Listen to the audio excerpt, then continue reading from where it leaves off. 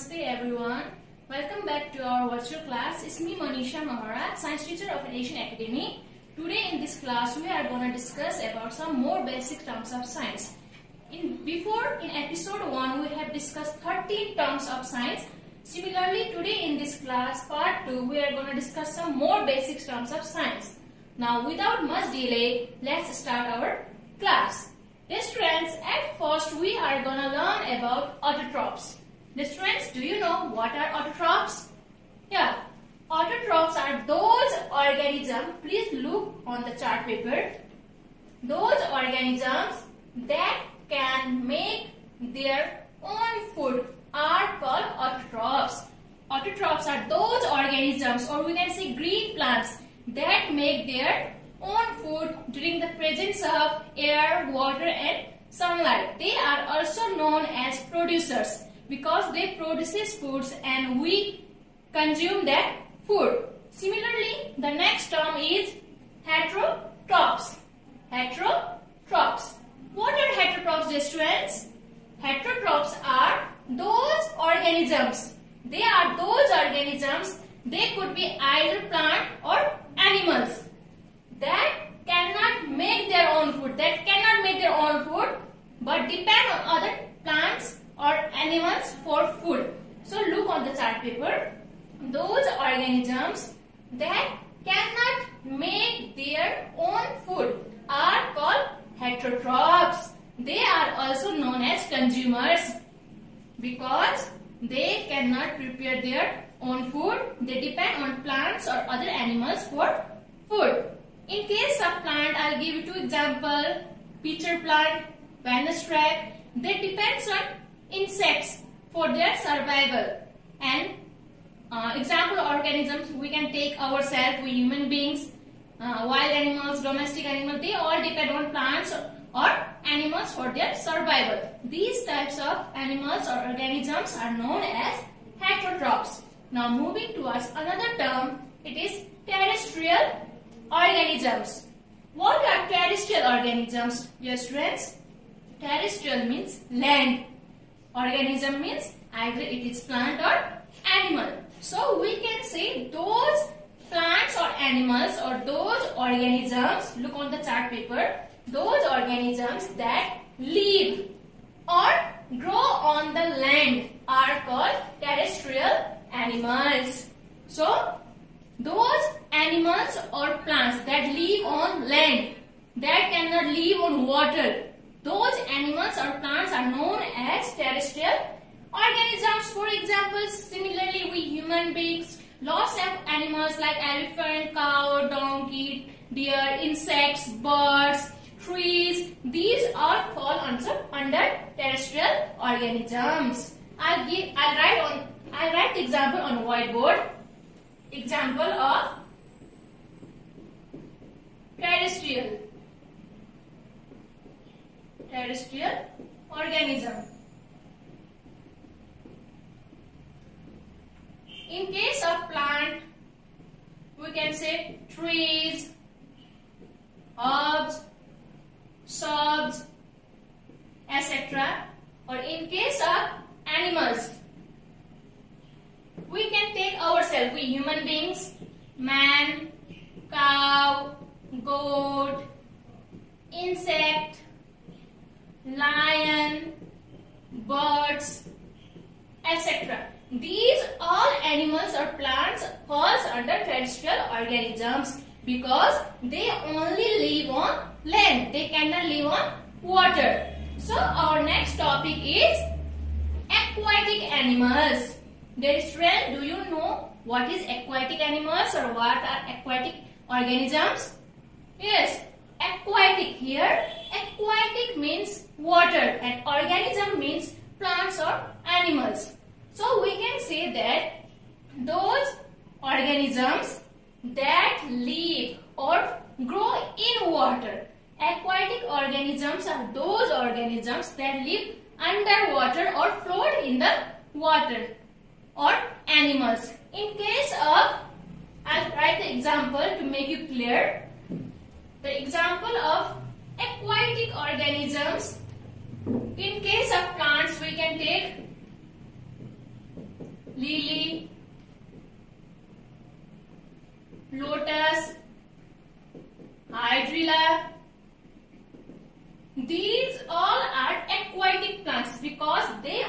survive in water. They cannot survive or grow on land.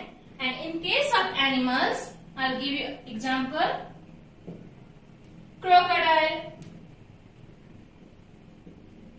fish, shark, etc. These are aquatic animals. They cannot live on land. But in some cases, some animals can live both on land and in water. These type of animals are known as amphibians. We can see here crocodile. Crocodile is an animal that live both on land and in water. Crocodile, while it is living on land, it breathes through lungs, and when it live in water, it breathes through skin. I hope you have understood what autotrophs are, what heterotrophs are, what are terrestrial organisms, and what are aquatic organisms. Now, similarly, there is another term you can see on the chart, unicellular organisms. So, student, do you know what are unicellular organisms? Yes, here the uni, you can see unicellular. Here the uni denotes only one and cellular means cell. Those organisms that have only one cell are termed or are called as unicellular organisms. It could be either plant or animal. So the examples of unicellular organism are, you can say paramecium, amoeba, etc. These organisms are made up of only one cell. So, the organisms that are made up of only one cell are known as unicellular organism. Or you can see on the chart paper, those organisms that have only one cell in their bodies are called unicellular organism. Similarly, the next is multicellular organisms. So students, do you know what are multicellular organisms? Think. Yes, multicellular organisms here refers to the organisms that contains more number of cell, more than one cell. Here, multi means more than one, cellular means cell.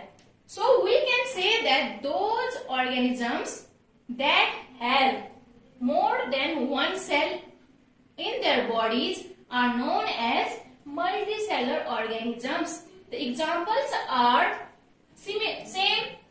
We human beings, our body is made up of many millions, trillions of cells. And animals like cow, goat, donkey, fishes, these all comes under multicellular organisms. So students, I hope you have understood what are unicellular organisms, what are multicellular organisms. If you have any problem regarding these terms, autotrophs, heterotrophs, terrestrial, aquatic, unicellular, multicellular, you can consult me or you can consult to your subject teacher. So dear students, our next term is respiration. I have written some of the terms on the whiteboard, you can see it. So we are going to learn about respiration. Before this, I want to ask you, what is respiration? Respiration भन्नाले के बुझ्नुहुन्छ तपाईहरुले? Yes, respiration is the process of inhaling or taking in oxygen and giving out carbon dioxide. We get oxygen from the trees and give out carbon dioxide. But student, all living things need oxygen to breathe, including trees, plants also. But during daytime, they give us oxygen because daytime they need carbon dioxide to prepare food. But at night time, they inhale oxygen and give out carbon dioxide. So we can say that the process of taking in oxygen and giving out carbon dioxide is known as respiration. To make it clear, I will write the definition on whiteboard. Please look on the whiteboard. The process of inhaling oxygen and exhaling. Here, exhaling means giving out. Exhaling carbon dioxide is known as respiration.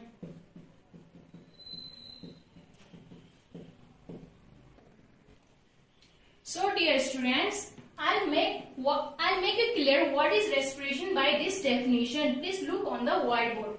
We can say the process of inhaling oxygen and exhaling or giving out carbon dioxide while breathing is known as respiration. So I have taught you that there are two types of animals, organisms, aquatic and terrestrial organisms. Usually terrestrial organisms breathe with their lungs and aquatic animals breathe with their gills and plants breathe with stomata. But in some animals, they breathe through skin and through lungs. These types of animals are known as amphibians. So now moving towards another topic, it is reproduction. Do you know what is reproduction, students? Yes, reproduction is the birth-giving process, or we can say that the process of giving birth to young ones of own kind. आफू जस्तै बच्चा जन्माउने प्रक्रियालाई नै के भनिन्छ? Reproduction भनिन्छ. For example, when I sow a seed of mango tree, what that seed will change? It will change into a mango tree. It won't change into an apple tree. Similarly, when a human being is giving birth, it gives birth to a child of similar kind. When a dog is giving birth, it gives birth to a dog, a puppy. Plants give birth to same ones. For example, they give birth to plants. Animals give to same kind. They give birth to animals. We human beings give birth to same kind, that is human being. But they reproduce by different methods. For example, in case of plants, I'll write here. In case of plants, they reproduce by their different parts such as seed, stem, roots, leaf, etc.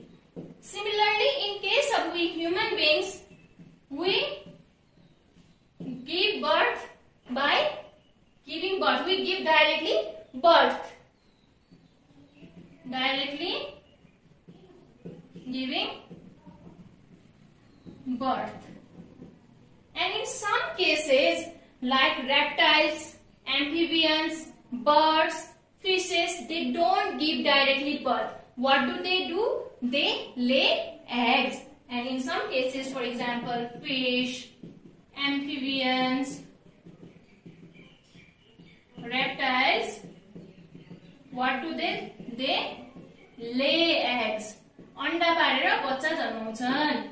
I hope it is clear to you what is reproduction and how do plants reproduce, we human beings reproduce, or mammals reproduce, or fish, amphibians reproduce. So I will write the definition here to make you clear. Please look on the whiteboard, dear students. Let's see what is reproduction. Reproduction, the process of giving birth to young ones of own kind, आफू जस्तै, either by laying eggs or by giving birth. This is known as, yes, reproduction. This is known as reproduction. Let's read together what is reproduction.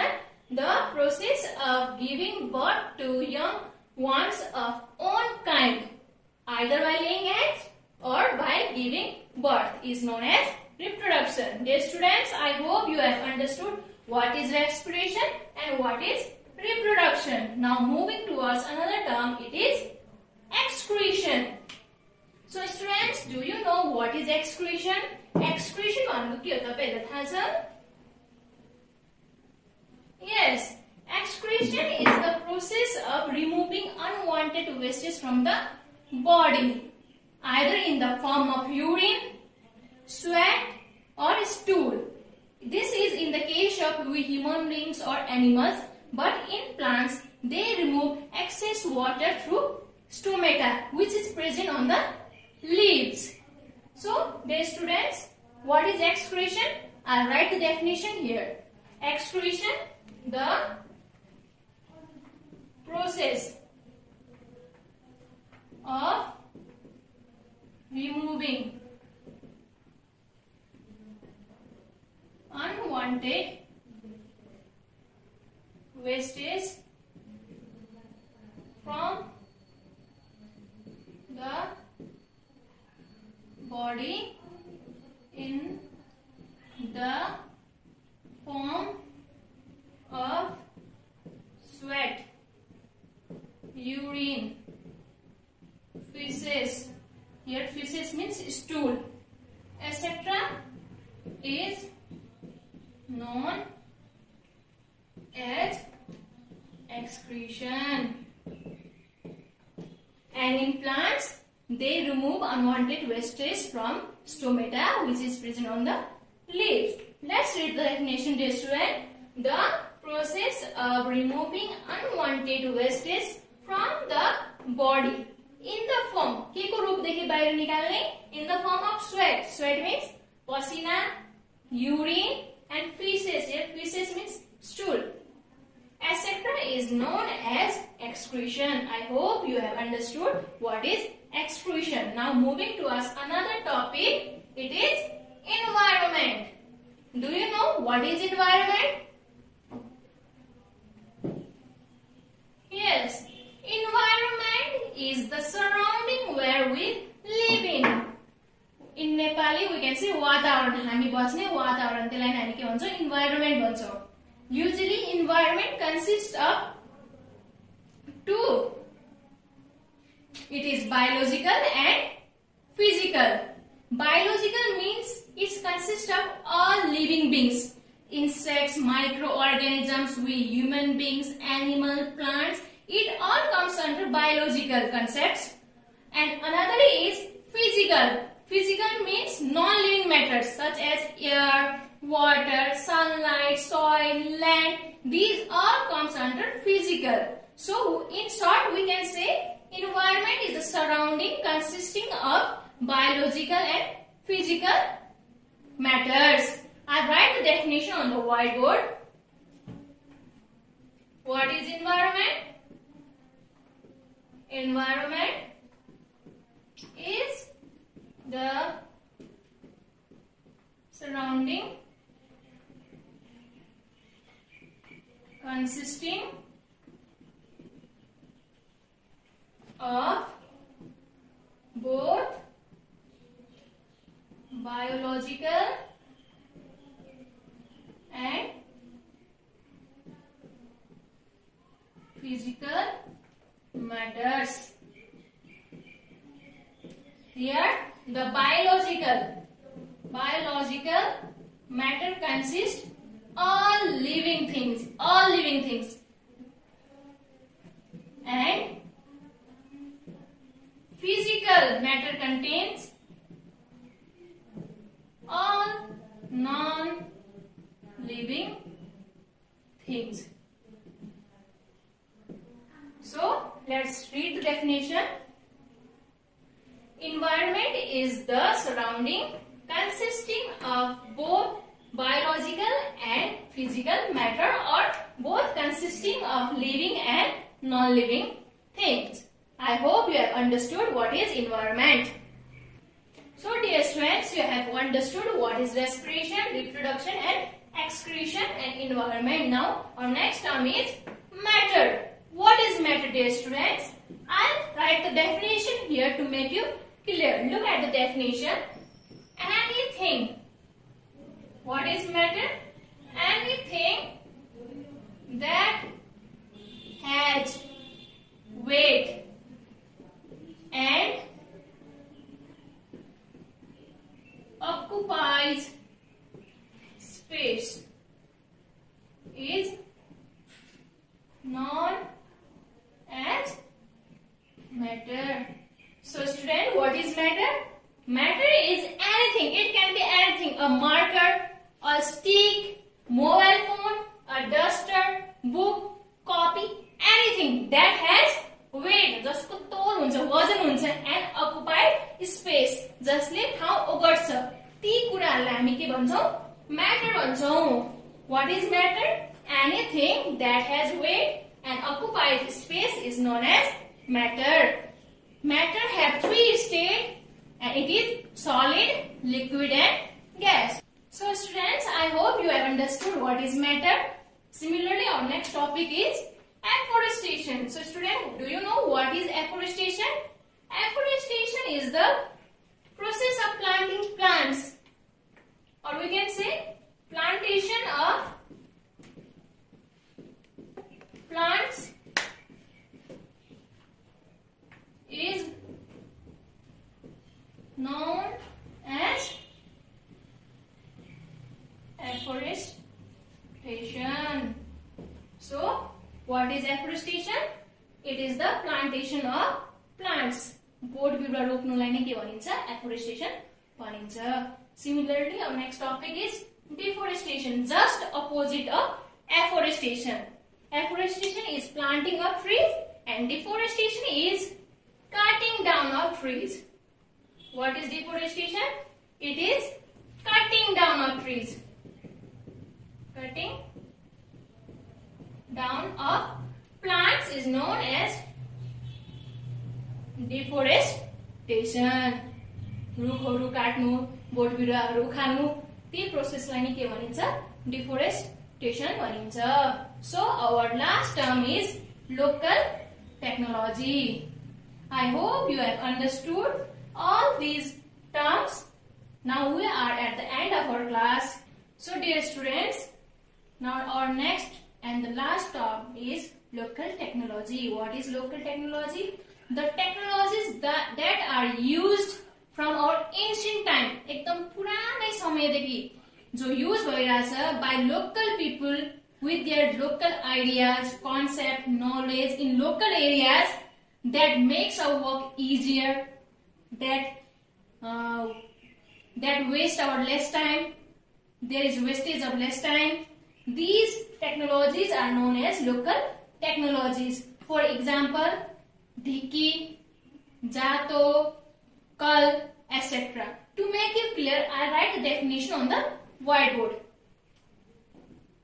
The technology. So dear students, here is the definition of local technology. The technology that are used from our ancient time by local people using their ideas, knowledge, concept that makes our work easier is known as local technology. And I have written the definition, examples here, few examples. Dhiki, jato, ghatta, coal. These are the examples of local technology made by local people. So, dear students, I hope you have understood all these terms. If you have any problem, you can consult me or a subject teacher. So, dear student, it's time for homework. Your homework I have written on the whiteboard. Please look here. Question number 1. Define the terms. You have to define reproduction, excretion, environment, local technology. Similarly, the next question is question number 2. Write down two characteristics of autotrophs, unicellular organisms, terrestrial organisms, and aquatic organisms. Here you have to write two characteristics of these organisms. So dear students, see you in next episode. Thank you. Have a good day.